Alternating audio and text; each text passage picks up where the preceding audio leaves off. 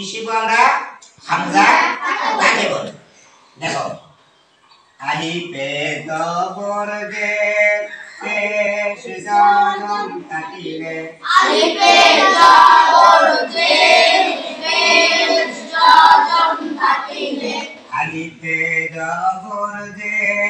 পেশ জজম থাকিলে আলিফে জবর যে পেশ জজম থাকিলে ওই আলিফকে কি বলে ওই আলিফকে হামজা বলে হামজার ওজনে উচ্চারিত হয় হামজার ওজনে উচ্চারিত হয় আকিবু আকিবু মনে করো যে আলিফে যদি জবর যে পেশ জজম থাকে ওই আলিফটার আলিফ থাকে না এটা পরিবর্তন হয় হামজা হয়ে যায় হামজার ওজনে উচ্চারণ করা হয় আর তুমি যদি তখন আলিফ বলো তাহলে আলিফ হবে না কারণ এর রূপটা পরিবর্তন হয়ে গেছে কেন কি কারণে কারণ ওটা একটা জবর আছে একটা জের আছে একটা পেশ আছে এই জবর জের পেশ